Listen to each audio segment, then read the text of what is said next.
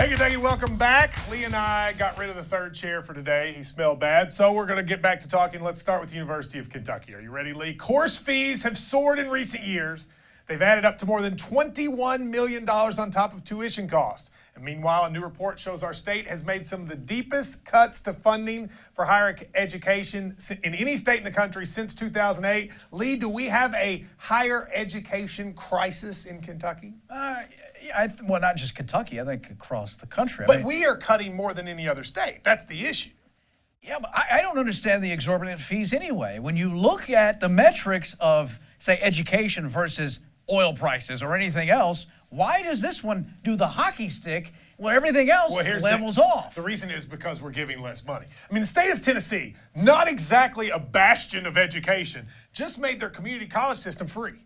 We're not talking about Vermont. How do you pay for that? Well, you do it by actually bringing more money into the government, by doing things like we're trying to do. The problem... How do you get money into the government? You tax people like Lee that make so much money. Yeah, we stay on campus, tax Lee more. For this next story, as UK has launched a new car sharing service called Zipcar. What? 2 vehicles are available, and they have designated parking spots for pickup and return.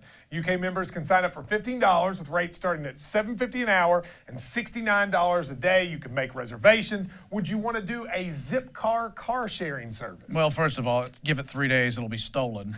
Just like those bicycles. No, but you put the credit card and then they'll charge it to your credit card. Yeah, it's a stolen credit card on top of that. Oh, okay. You're really pessimistic about this. Some guy's going to, no telling what he's... In big cities, though, Lee, people are doing this. And I will say this. There's a lot of folks. I have a really good friend who says next time he's not going to buy a car. He's like, with Uber and car sharing, why do I need a car? Maybe with Uber, because that guy's going to take care of the car. Car sharing is going to continue to increase. In a lot of big cities, they have it. Not me. Well, you can't find one that's little enough for you. Now, a Danville man is demanding answers after he says a casino gave him the boot because he was winning too much. But the casino says it was his lack of bathroom skills. The casino alleges the man, who doesn't want to be named, he came in a was seen Zipcar by 3 customers pooping in his underwear, and security stepped in to maintain a clean environment. He tried to show his pants to say he didn't poop. Do you believe the Danville man pooped? Well, no, there's his pants. Look, he's showing it. There's the evidence. Clean as a whistle. Before that, you don't know that he didn't poop. That's what I'm telling you, though. I'm just saying to you. That's the kind of guy who's going to drive a Zipcar. It's the dude who poops his pants? Yep. I'm siding with the casino. Now we've learned Sandy Overly is stepping down as chairperson of the Kentucky Democratic Party.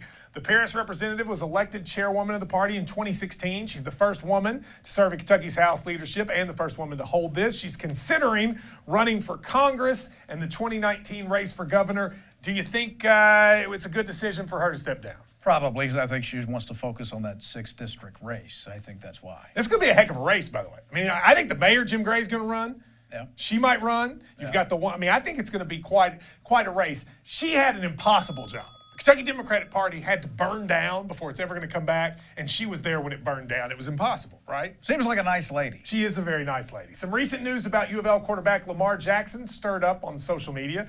AP recently listed him as a preseason second-team All-American.